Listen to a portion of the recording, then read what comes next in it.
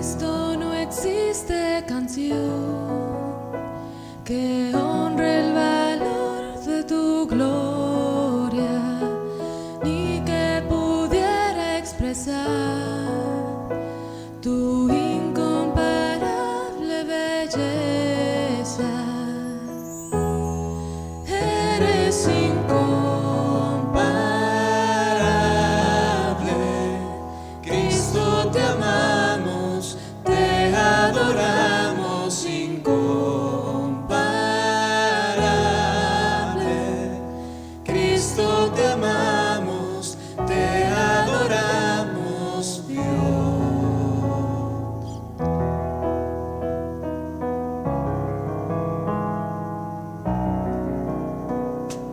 No hay quien esté más allá de la magnitud de tu gracia. ¿Cómo podremos pagar la forma en que nos has amado? Eres incomparable, Cristo, te amamos, te adoramos, incomparable, Cristo, te amamos, te adoramos, incomparable, Cristo, te amamos, te adoramos, incomparable, Cristo, te amamos, te adoramos, Dios. Nuestro amor, nuestro todo, eres tú, Jesús. Nuestro amor, nuestro todo, eres tú, Jesús. Nuestro amor, nuestro todo, eres tú, Jesús. Eres incomparable, Cristo, te amamos, te adoramos, incomparable, Cristo, te amamos, te adoramos, incomparable, Cristo, te amamos, te adoramos, incomparable, Cristo, te amamos, te adoramos, Dios.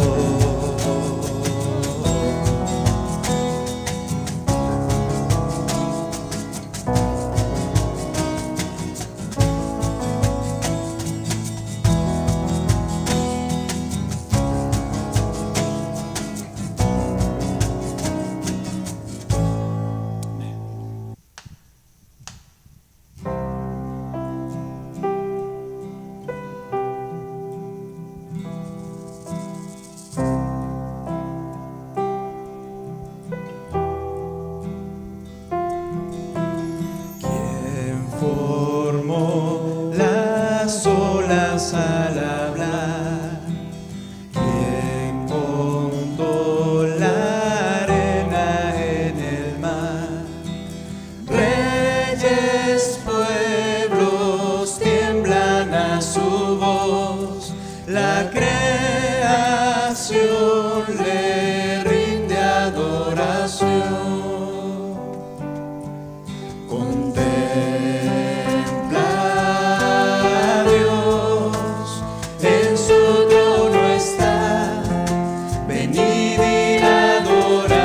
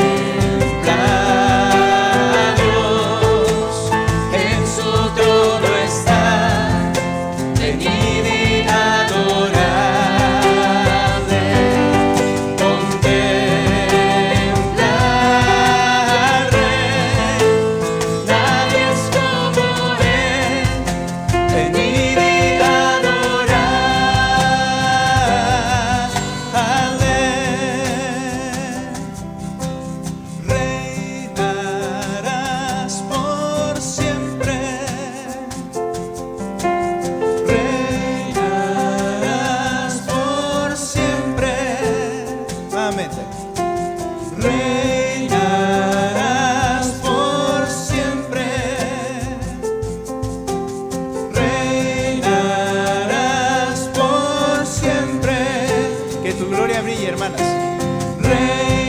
Reinarás, Que tu gloria brille hoy. reinarás Que por tu siempre. gloria brille hoy. Reinarás Que tu por siempre. gloria brille hoy.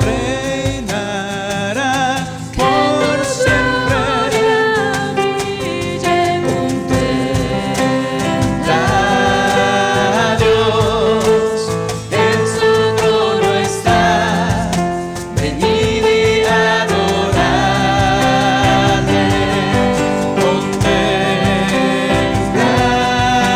Contemplarle. Nadie es como Él. Venid y adorarle. Nuevamente el coro. Contempla a Dios, en su trono está. Venid y adorarle.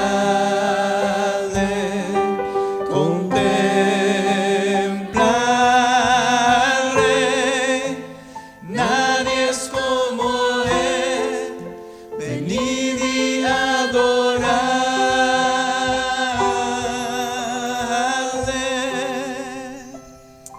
Pueden tomar su lugar, gracias. Es hermoso adorar al Señor.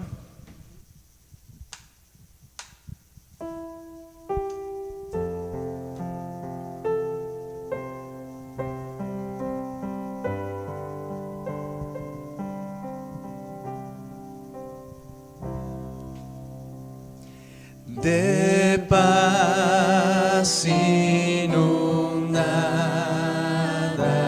mi senda esté. Oh, cúbrala un mar de aflicción, cualquiera que sea mi suerte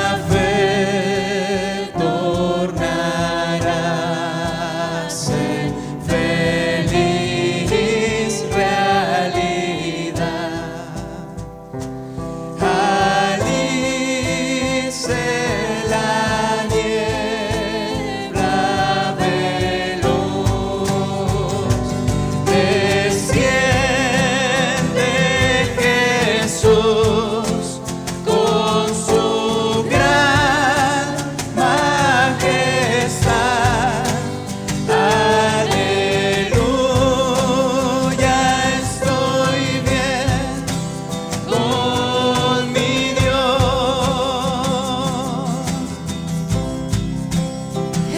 Estoy bien, Estoy bien, gloria a Dios.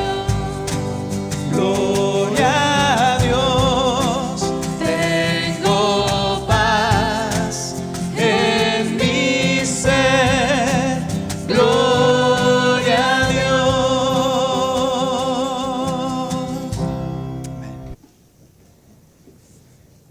Muy bien.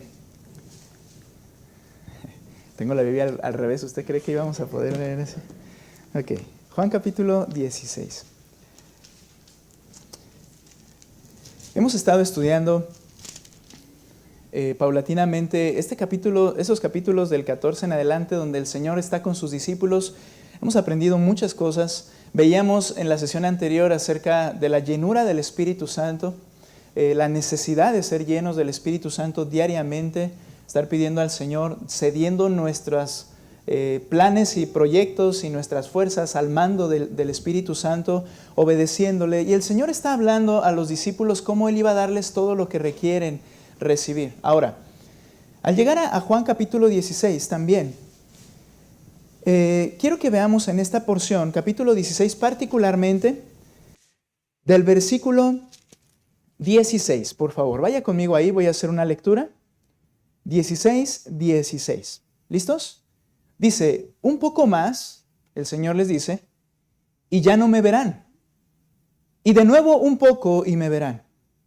Entonces algunos de sus discípulos se decían unos a otros, ¿qué es esto que nos dice? Un poco más y no me verán, y de nuevo un poco y me verán, ¿y por qué? Porque yo voy al Padre.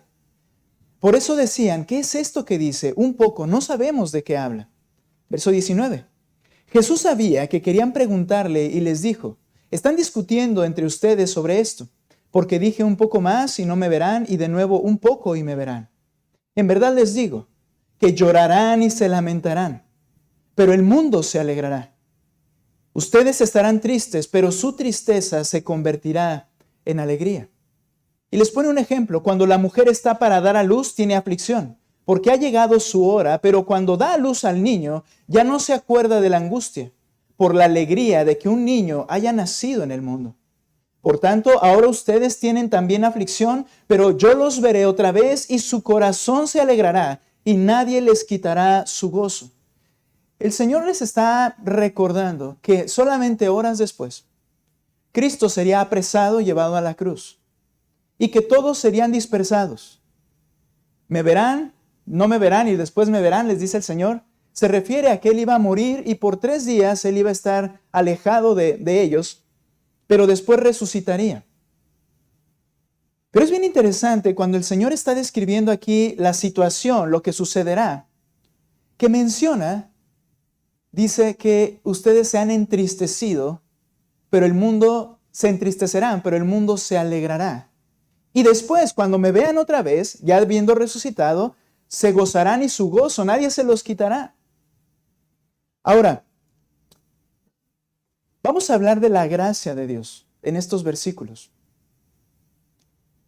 En realidad, no es la intención definir todo lo que la abundante gracia de Dios lleva a cabo en su pueblo. Realmente creo que no hay manera de definir cada uno de los aspectos, salvo lo que la Escritura nos puede mencionar. Ahora, la intención es tratar este pasaje solamente, porque produce infinidad de bendiciones, lleva a cabo infinidad de cosas en la vida del pueblo del Señor, en el creyente. Entonces, no es la intención estudiar todo lo que dice de la gracia, la Biblia, pero lo que sí debemos entender es que dentro de la gracia, el Señor les habló de que el Espíritu Santo les sería dado. Esto quiere decir, esto es un efecto también de la gracia. El Espíritu obraría en los cristianos, los guiaría, los capacitaría, sería su consolador, como el Señor les dijo, y ese es un aspecto de la gracia de Dios. En un momento definiremos gracia, ¿verdad? También para poderlo entender. El Espíritu llenaría a los creyentes. podríamos decir que la gracia de Dios la podemos definir de esta manera. Son los innumerables beneficios inmerecidos que Dios ha otorgado particularmente a su pueblo por medio de Jesucristo. Permítame decirlo nuevamente. La gracia de Dios son los innumerables beneficios inmerecidos que Dios ha otorgado particularmente a su pueblo por medio de Jesucristo. Esa es la gracia de Dios. Ahora, la gracia, esta gracia, es otorgada en un acto soberano de Dios. Nota por favor Romanos 11. Estamos introduciéndonos al tema, pero ve por favor conmigo en Romanos capítulo 11. El hermano hizo lectura de Romanos 5, que habla de que sobreabundó la gracia. Cuando el pecado abundó, la gracia sobreabundó. Y dice Romanos 11 del 5 al 6, por favor. Romanos 11, 5 al 6. Dice, y de la misma manera, también ha quedado en el tiempo presente, note esta idea, un remanente conforme a la elección de la gracia de Dios. Pero si es por gracia, ya no es en base de obras. De otra manera, la gracia ya no es gracia, y si por obras, ya no es gracia. De otra manera, la obra ya no es obra. Con este texto, ¿qué queremos explicar? El Señor está hablando de los judíos, de los israelitas que creían el evangelio. La mayoría lo rechazó, pero hubo un remanente y le llama elegido por gracia. Un pequeño grupo de todo Israel, los cuales sí creyeron el evangelio, pero dice el pasaje que fue por gracia. Esto implica que fue Dios el que apartó a ese pequeño grupo y ese pequeño grupo creyó por gracia. Y luego explica y dice, versículo 6, pero si es por gracia, ya no es a base de obras. De otra manera, la gracia ya no es gracia. Y si es por obras, dice, ya no es gracia. De otra manera, la obra ya no es obra. ¿Cuál es el punto? Miren, todos esos favores de Dios son inmerecidos. ¿Por qué se los otorga a un grupo en particular? Porque Él decidió hacerlo. Es un acto soberano de Dios. Ahora, en ese acto soberano de Dios, cuando Él lo otorga, dice, si fuera por las obras que ellos hicieron o harían, entonces no sería gracia, porque el gracia es un favor inmerecido. Es una bendición que no merece y que le es otorgada. Si fuera por obras, se llama entonces pago. Porque yo hago una obra y recibo un beneficio. Pero la gracia es un don, una serie de bendiciones dadas por la voluntad del Señor a gente que no lo merece. Si fuera por obras, entonces ya la gracia no sería gracia. Estos beneficios son de alcance eterno y son dados soberanamente por Dios, la gracia de Dios. Ahora, en esta porción que vamos a estudiar, y regrese conmigo a Juan capítulo 16, podemos ver en la vida de los discípulos los efectos de la gracia de Dios en sus vidas, que marcan la diferencia del resto que no habían experimentado esa preciosa gracia. Hoy veremos 3 efectos de la gracia en el discípulo. Les vuelvo a decir, hay muchísimo más, pero en esta porción que estudiaremos, 3 efectos de la gracia en el discípulo. Cuando digo discípulo me refiero a aquel que ha creído y sigue a Cristo. Ahora, nota por favor versículo 16. Él les dice un poco más, no me verán y me verán, él iba a morir, ¿verdad? Pero vean por favor lo que dice el versículo 20. En verdad les digo que llorarán y se lamentarán, pero el mundo se alegrará. ¿Qué contraste?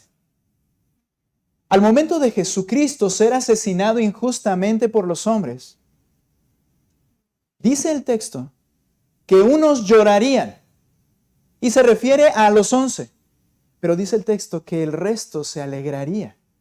¿Por qué esa disparidad entre las personas?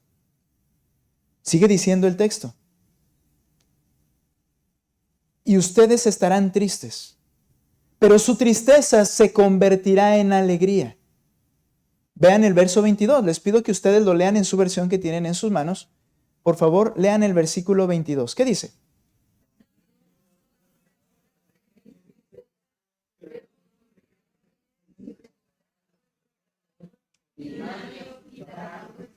Vosotros, les dice, estáis tristes, pero los volveré a ver y se gozarán. Vosotros.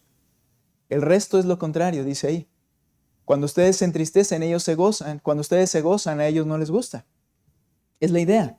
Ahora, pregunta. ¿Qué marca la diferencia entre uno que anhela a Cristo con todo su corazón y los que no? ¿Qué marca la diferencia entre uno que anhela a Cristo y los que no, sino al contrario, se gozaban de que Él fuera quitado? Según los versículos 5 y 6, les dice Él, y Él no miente, Jesucristo, que vio en ellos tristeza y tristeza había llenado su corazón. Era una realidad, no era un fingimiento, no era una actitud de, ay, pobrecito, pero no me importa. No era así. Él vio su corazón y al ver su corazón, dice esta palabra, están llenos de tristeza. Es la definición. Ustedes. Mas en el verso 20 dice, y el mundo se alegrará, explotará en júbilo por lo que va a pasar. ¿Qué marca la diferencia? ¿Por qué este contraste? ¿En qué radica? Alguien podría decir, bueno, es que radica en que unos sí quisieron seguir al Señor y sí quisieron amarle y de alguna manera ubicar esta reacción en la persona misma. Y sí parte de la persona misma, pero quiero decir por qué la diferencia entre unos y otros, y es lo que quiero explicar acá. Hay una realidad, antes de dar el primer punto, que ya estoy en el primer punto, pero no quiero mencionarlo hasta que podamos entender esto. Ningún hombre busca a Dios, según Romanos 3:11. No hay justo ni aun uno, dice la mitad del 10. No hay quien busque a Dios. No hay justo ni aun uno. No hay, hermanos, delante del Señor quien le busque con ansia. Esa es una frase que aplica a toda la raza humana. No hay quien busque a Dios. Entiendo, en este momento, entiendo si no tienes deseo por Cristo. Entiendo si lo que estás escuchando quizás se te pueda hacer trivial, aburrido, o que no sea algo que requiera mucho de tu atención. Lo entiendo. ¿Por qué? Porque esa es la naturaleza de la cual provenimos. El hombre no busca ni le agrada a Dios. Lo entiendo. Entiendo si no tienes deseo por Dios como lo más importante en tu vida, porque eso es lo que sucedió en el hombre a causa del pecado desde Adán. Cuando el hombre pecó allá con Adán, ellos inmediatamente se alejaron de Dios. Se escondieron de Dios. Cuando lo vieron, incluso hasta criticaron a Dios, porque Adán le dijo la mujer que tú me diste, y Eva le dijo la serpiente que tú creaste, y así sucesivamente. Es la naturaleza pecaminosa. Y esa naturaleza pecaminosa realmente no busca ni desea a Dios. Ahora, ¿quién tiene esa naturaleza pecaminosa? Oyentes, ¿quién tiene esa naturaleza pecaminosa? Todos. Bien. Pero entonces, ¿de dónde surgen aquellos que desean con su corazón a Cristo? En el Sermón del Monte, el Señor habló de un deseo vivo por Dios y su justicia, y a ese grupo de personas los llama bienaventurados. Vaya conmigo a Mateo 5, por favor. Mateo capítulo 5.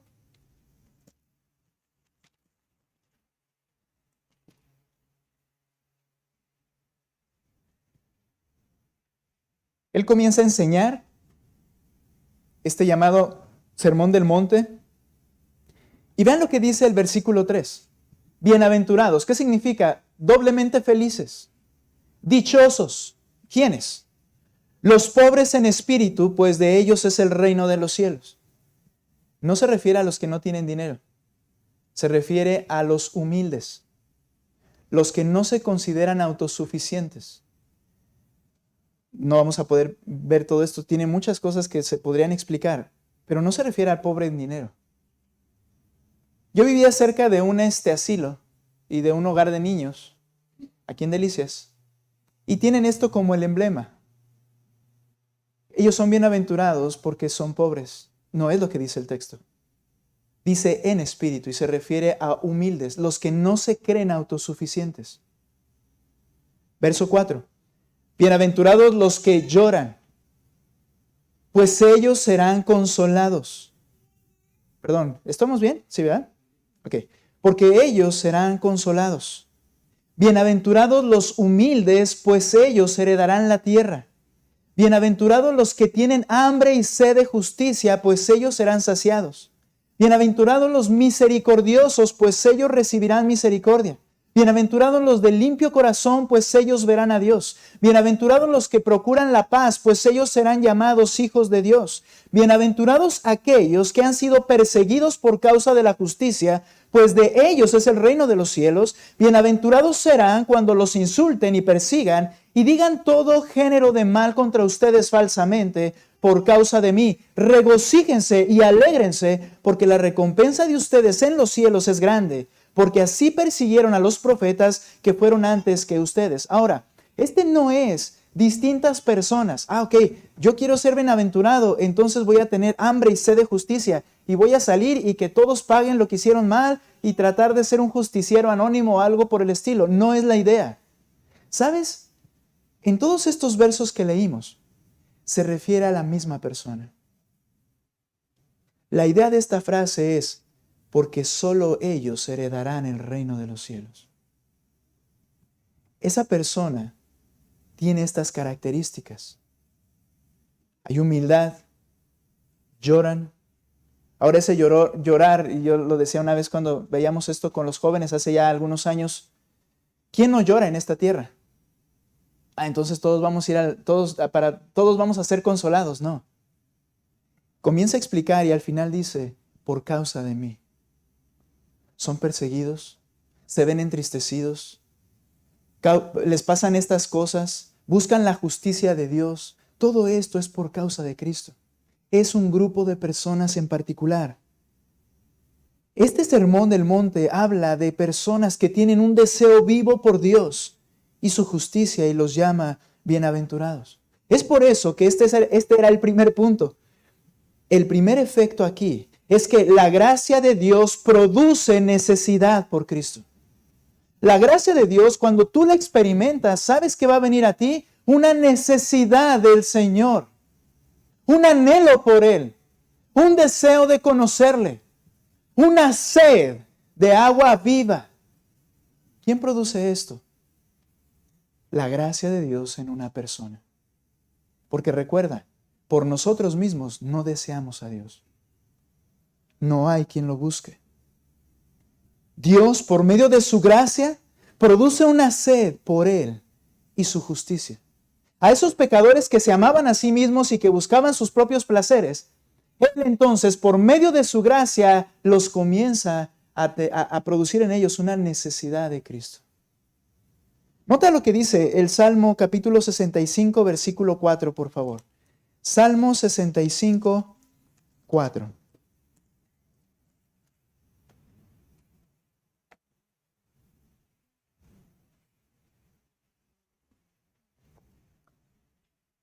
¿Lo tienes? Cuán bienaventurado es aquel. ¿Te acuerdas? Mateo 5, bienaventurados.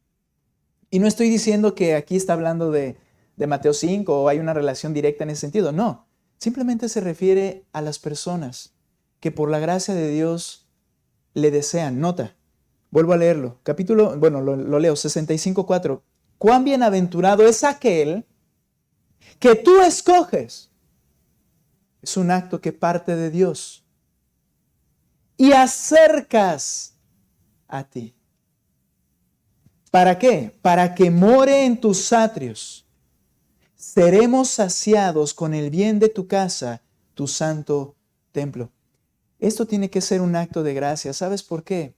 Porque ¿quién le gusta estar 3 horas escuchando a una persona hablar con calor? ¿A quién le gusta estar cuando está el fútbol en casa? ¿A quién le gusta cuando hay otras cosas que me atraen mi mente y que estoy preocupado? ¿A quién le gusta tomar ese tiempo? Ahora, si tú lo estás tomando y es porque tienes sed de Él y te gozas de estar en su presencia, ten por cierto que es la gracia de Dios que te ha alcanzado. Porque lo que no deseabas, ahora lo deseas. Pero si lo sigues sin desear, es porque la gracia de Dios falta en tu vida. Es porque Él no ha otorgado su gracia. Y es la oración. Y es lo que dice el salmista: qué dichosos son aquellos a los cuales tú escogiste y atraes hacia ti. A veces tiene que usar métodos que produzcan sed de Él. Hay métodos para producir sed de Él por medio de su gracia. En una ocasión, estando en una región ganadera, o por lo menos ahí donde yo estaba había 3 vacas. Lo que hacían para que la vaca tuviera sed, y los que saben aquí de todo eso, yo no sabía, pero les dan unas piedras de sal. Y esas piedras de sal ellas las lamen, ¿verdad?, con sus enormes lenguas, y entonces van y absorben el agua así como si fuera una tubería como de 2-4 pulgadas, y se llenan. ¿Por qué? Porque algo les produjo sed, y eso es bueno para su cuerpo y para la leche y todas estas cosas. Muy bien. Ahora, a veces es necesario que se produzca sed en nosotros. ¿Y sabes qué? Por actos de la gracia de Dios, Él hace que la persona llegue a situaciones, circunstancias, que le hacen sentir una necesidad de Dios. Es Dios atrayendo. Explicaba el pastor Miguel Núñez un ejemplo que me gusta usar cuando estamos hablando acerca del por qué tienes deseo de seguir al Señor y de conocer a Cristo y de servirle, y por qué viene ese deseo genuinamente, si hay ese deseo. Y decía el pastor Miguel Núñez, es como si tú tomaras a una persona que está en una zona sin civilización, sin tecnología, más bien dicho, y la traes y la pones tras un cristal de esos que no permiten el ruido en absoluto. Y del otro lado, lo explico a mi forma, perdón si hay derechos reservados, lo estoy explicando a mi forma, ¿verdad? Pero pones del otro lado una aspiradora y hojas, ¿verdad? Basura allí, y pones la aspiradora potente y la enciendes, y él no va a escuchar nada. Él simplemente ve un aparato con un tubo y ve las hojas que están acá, y de repente las hojas comienzan a caminar y comienzan a ir, y de repente ¡fum!, se meten. Y él va a quedar sorprendido y va a decir: las hojas se fueron hacia la máquina. Pero en realidad, ¿qué fue lo que pasó? Fue la máquina la que lo absorbió, la que lo empezó a jalar hasta que lo cautivó y lo atrapó. Y así es Dios. Nosotros mismos no buscamos a Dios, pero Él comienza a cautivar las mentes hasta que los atrae y los convence por medio de su Espíritu Santo. Bendito aquel a quien tú escogiste y atraes hacia ti. La gracia de Dios produce necesidad por Cristo. ¿Por qué estos discípulos se entristecieron cuando supieron que el Señor se iba a ir? ¿Por qué los demás se alegraron? Porque en unos la gracia de Dios estaba y en los otros no. Usando este término, unos eran los elegidos para la gracia de Dios y los otros no. Y créeme, esto no hace a Dios injusto de ninguna manera. En alguna ocasión, yo llegué a renegar de este punto. Y yo decía: eso es injusto. ¿Por qué? ¿Por qué Dios va a otorgar su gracia en un acto deliberado de Él sin preguntarle a nadie? A unos y a otros no. Si Dios fuera justo, Él le daría a todos la gracia. Entonces yo rechazaba la idea de la elección. Pero la Biblia habla todo el tiempo de la elección. La cosa es cómo entiendes tú la elección. El punto aquí es que si hablamos de justicia, lo justo es que todos hubiéramos sido aniquilados, porque eso es lo justo, todos somos pecadores. La gracia es un acto de misericordia del Señor. Entonces, si Él por misericordia quiere levantar a uno que está caído por su pecado y por su propia determinación, ¿por qué sería injusto si lo dejara allí en su lugar que Él quiso estar? Dime por qué sería injusto. ¿Por qué sería injusto dejar a uno que deliberadamente es rebelde contra Él y que ama su propia vida y sus propios caminos? ¿Por qué sería injusto, por qué sería injusto no dejarlo en donde quiere estar? Si justicia es pagar el mal que se ha hecho. El primer efecto es que la gracia de Dios produce una necesidad de Él, incluyendo a Judas. El Señor les dijo unas palabras en Juan capítulo 6, versículo 64, por favor. Juan capítulo 6, 64.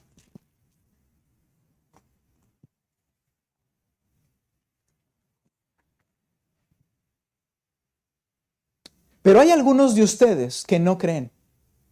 Les estaba diciendo aquí una multitud.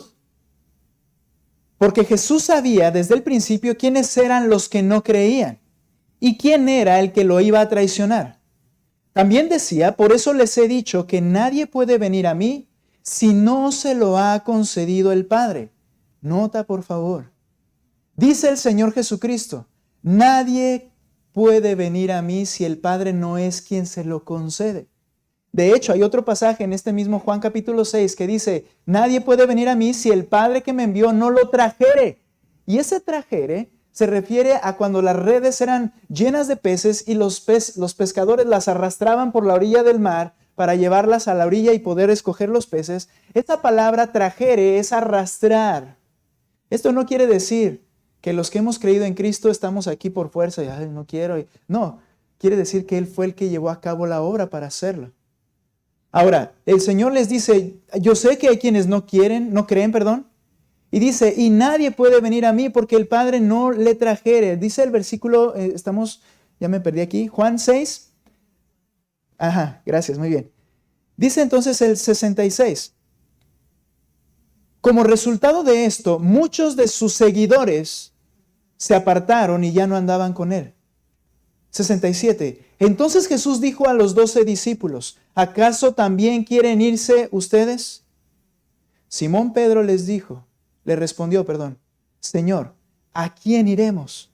Tú tienes palabras de vida eterna y nosotros hemos creído y sabemos, que tú eres el Santo de Dios. Jesús le respondió, ¿no los escogí yo a ustedes los 12 y sin embargo uno de ustedes es un diablo? Él se refería a Judas, hijo de Simón Iscariote, porque este era uno de los 12 y lo iba a entregar. Ahora nota, cuando él preguntó, ¿acaso quieren ustedes también irse? Pedro respondió por todos, pero había uno que si por él hubiera sido, él hubiera dicho, sí.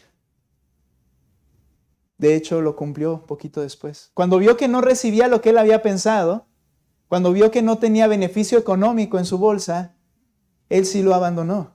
Pero nota, qué curioso que en ese momento uno de su corazón dice, Señor, ¿y a quién voy a ir?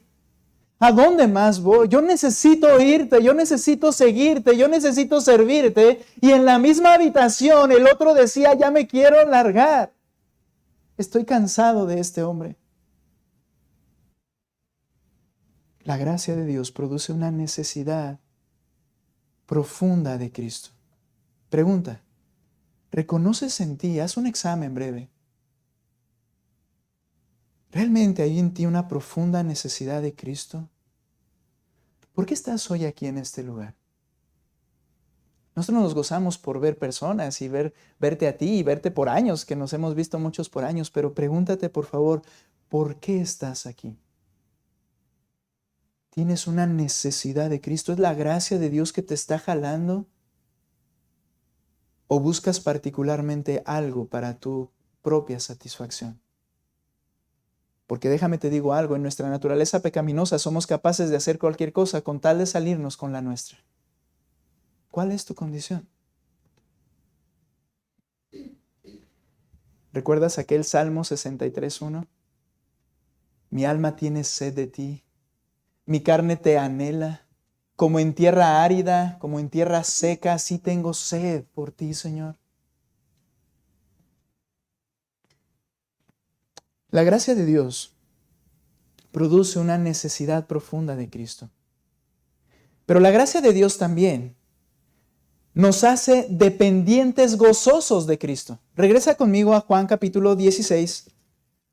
dependientes gozosos de Cristo. Y añadí el gozoso porque es importante. Dependiente gozoso de Cristo. Ve lo que dice el versículo 23. El Señor les sigue hablando. Y les dice, en aquel día, cuando lo vuelvan a ver después de la resurrección, no me preguntarán nada. En verdad les digo que si piden algo al Padre en mi nombre, Él se lo dará. Hasta ahora, nada han pedido en mi nombre. Pidan y recibirán, para que su gozo sea completo. Es una orden, es una instrucción, es un imperativo. Pide. Y le está hablando a esos que por la gracia aman al Señor. Dice, pide y Él te dará, para que cumplas su voluntad. Ahora, note lo que sigue diciendo 25. Estas cosas les he hablado en lenguaje figurado.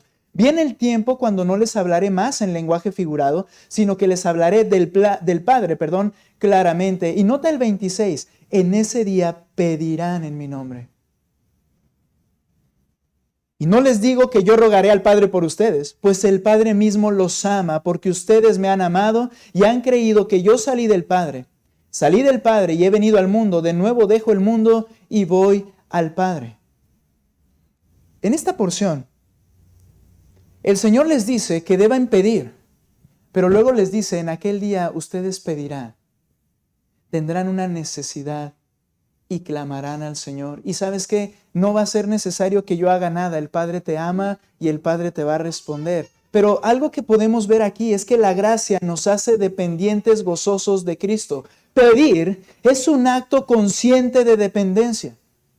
Y no solamente es un mandato, sino una necesidad básica del creyente. Cristo dice, van a pedir al Padre y el Padre les responderá. Por naturaleza nos creemos suficientes.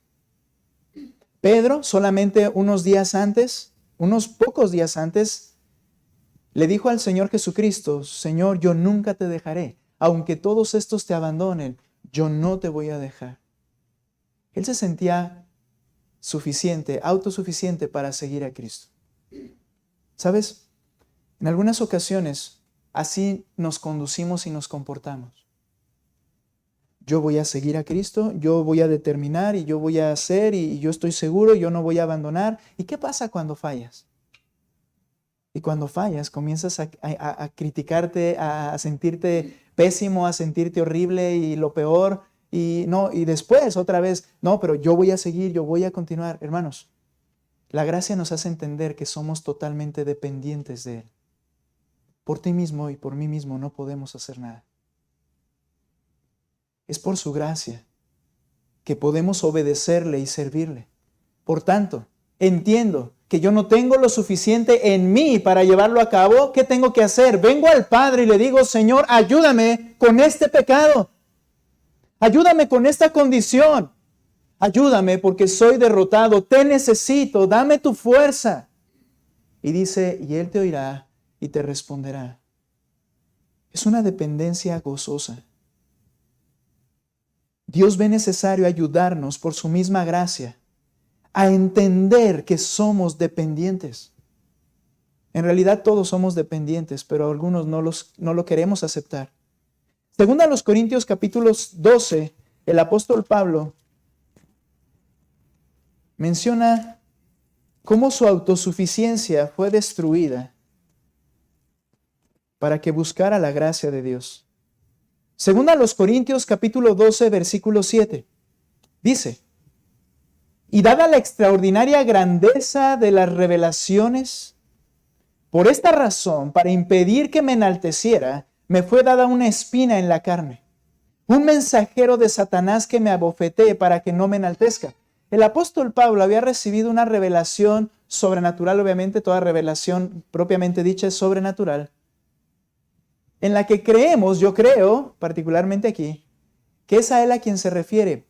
Fue al cielo, vio la gloria de Dios y escuchó cómo se hablaba en ese lugar. Él lo usa como en tercera persona. Yo conozco a un hombre que sucedió esto y esto y esto. Pero luego dice aquí, y para que la grandeza de esas revelaciones no me exaltase, no me enorgullecieran, sintiéndome yo que soy guau, entonces Dios puso en mi carne una espina. Un mensajero de Satanás. Algunos mencionan dos opciones. Una enfermedad. A veces es necesario que a través de la enfermedad nos demos cuenta de lo débiles que somos y lo necesitado que estamos del Señor. Porque si siguiéramos vitales, hábiles, fuertes como siempre, seguimos sin buscar al Señor. En el creyente es necesario que el Señor cree en ti una necesidad de dependencia. Si te dijeron que ser cristiano ibas a recibir todas las bendiciones y gozar de la vida, alguien te mintió. Cuando eres cristiano, vas a disfrutar la dependencia con Cristo. Vas a aprender que tú no puedes y que necesitas de Él. Y sabes, muchas veces va a ser de la mala forma. Porque sabes que creo que el Señor entiende, y obviamente Él entiende todo, pero es una manera de decirlo, que nosotros aprendemos no por medio de bendiciones, en el sentido de estar con gozo y bien pasándonos la bomba, sino por medio de aflicciones. Pablo dice, me fue dado un aguijón en mi carne. Otros dicen que eran sus enemigos. Aquellos que constantemente lo perseguían de iglesia a iglesia para hacerlo quedar mal con las iglesias. Decían que tenía voz, alguien lo traducía así, ¿verdad? Una voz chillante como si fuera de perro, ¿verdad? Y una voz que no era atractiva, un aspecto horrible, era jorobado, pelón, narizón, ¿verdad? No me estoy describiendo a mí, pero el apóstol Pablo no tenía características de atractivo visual como los griegos buscaban. Y iban estos hombres iglesia tras iglesia haciéndolo quedar mal. Y él decía al Señor, ya quítalos, por favor. Algunos dicen que pudo haber sido esto. La Biblia no nos dice cuál de las dos situaciones, aunque esa situación era real, ambas, ¿verdad? Había enfermedad en él y había enemigos. Pero entonces, ¿por qué sucedió esto? Nota lo que dice el versículo 8, 12:8. Acerca de esto, 3 veces he rogado al Señor que lo quite de mí. ¿No dijo el Señor, pide y se te dará? Y un apóstol que levantó muertos pidió 3 veces, quítame este problema, quítamelo, Señor, para que yo te pueda servir mejor. Pero el Señor le dijo, no, es parte de mi gracia. Es parte de mi gracia en tu vida. Mira lo que le dice. Él me ha dicho, verso 9, te basta mi gracia. Es decir, te es suficiente. Bástate mi gracia, te basta mi gracia, pues mi poder se perfecciona en la debilidad. Por tanto, dice Pablo, entendí, Señor, después de 3 veces, y no creo que haya sido el mismo día, después de estar rogando en ocasiones, en situaciones complejas, 3 veces, por tanto, con muchísimo gusto me gloriaré más bien en mis debilidades, para que repose sobre mí el poder de Cristo. Por eso me complazco en las debilidades, en insultos, en privaciones, en persecuciones y en angustias por amor a Cristo, porque cuando soy débil, entonces soy fuerte. No tomes esto como un eslogan, por favor, en el sentido solamente de comercial. Sí, tú nada más cuando te sientas mal, di. Cuando te sientas triste, di. No, es entender que dependes de Cristo. Es entender que lo necesitas bajo cada circunstancia de tu vida. Entonces, Señor, qué gozo que venga esto a mi vida, porque estoy más dependiente de ti. Dios es bueno y Dios obra con su gracia en aquellos a quienes les ha alcanzado su gracia. La gracia nos hace dependientes gozosos de Cristo. Al vivir en dependencia por la gracia, experimentamos la presencia del Señor en nuestras vidas de manera permanente. Salmo 37:4. Y requiero llegar al último punto y terminar. Pero no, lean ustedes, por favor, el Salmo 37:4, hermanos, por favor. ¿Listos? Salmo 37:4. Fuerte, hermanos. ¿Qué dice?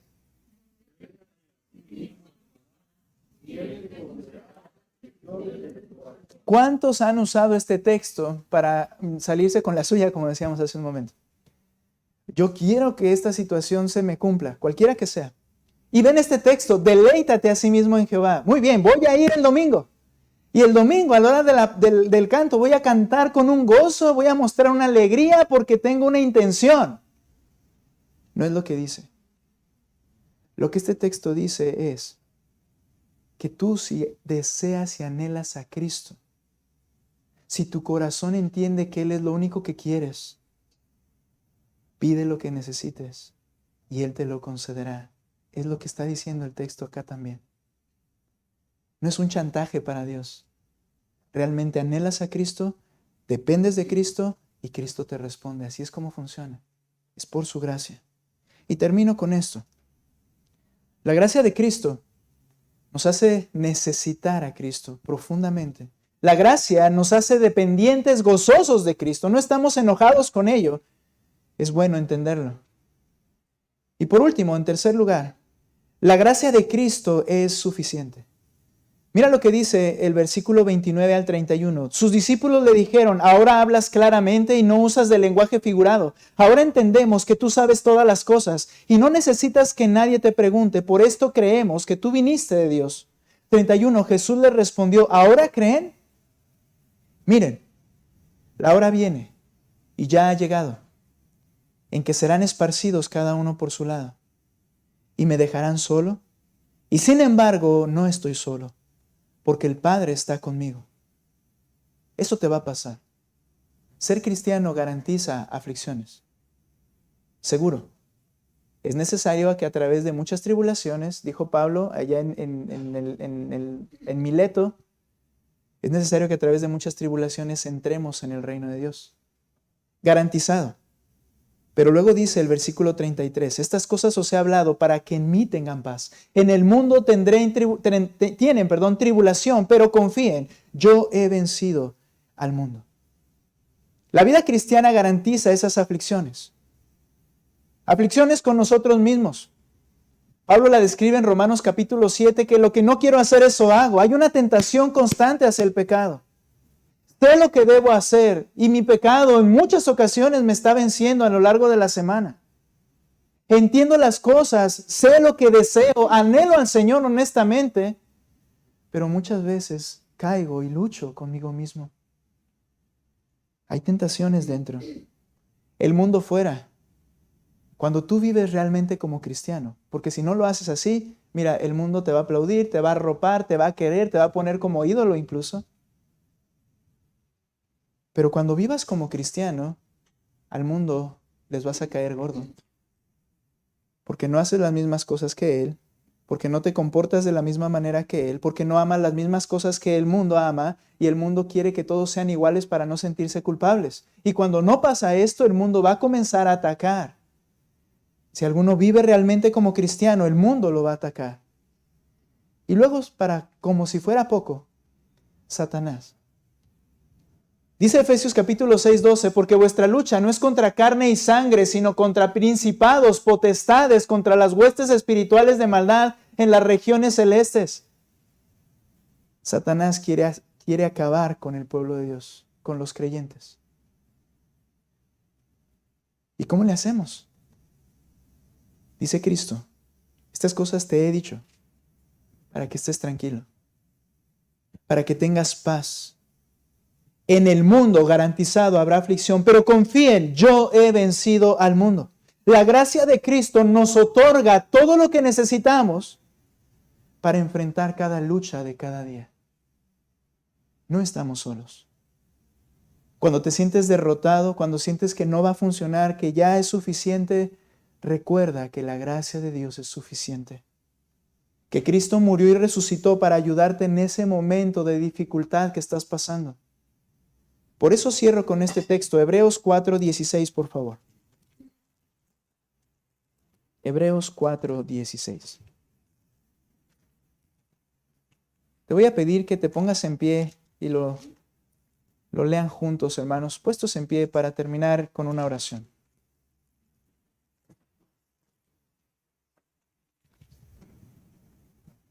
Él resucitó para proveernos gracia a cada paso de nuestras vidas. Y léelo, por favor, 4:16 en tu Biblia. Fuerte, ¿qué dice?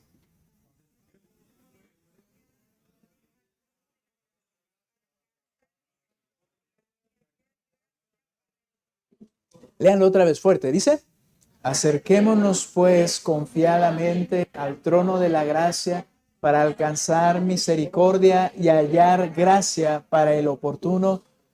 ¿Sabes de qué habla? De esos eventos en tu vida que parecen insuperables. Socorro, ayuda en el momento preciso. ¿Cómo? por su gracia. Acércate al trono de la gracia. Clama al Señor con dependencia a Él, gozosa. Reconoce que Él es lo más importante en tu vida. Y dice, y alcanzarás gracia para esos momentos de dificultad. Cristo nos ha otorgado su gracia para cada momento de nuestras vidas y poder vencer todas las dificultades.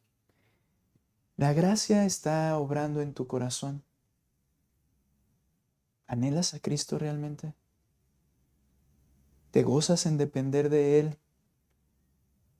¿Y estás satisfecho con que sea con la gracia de Cristo que podrás avanzar y vencer todas las dificultades?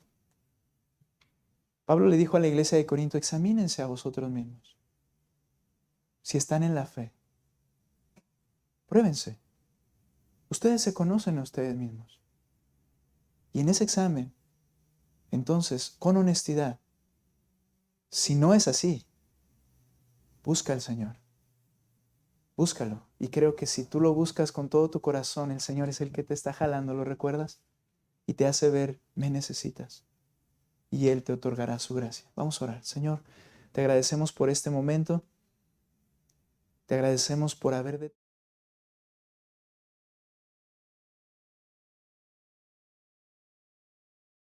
extendido tu gracia, por habernos hecho necesitarte y ahora amarte, servirte, depender de ti, Señor. Gracias porque nos has dado todo lo que necesitamos para luchar en esta tierra. Y tu gracia es eterna. Estaremos contigo. Nos has salvado, Señor.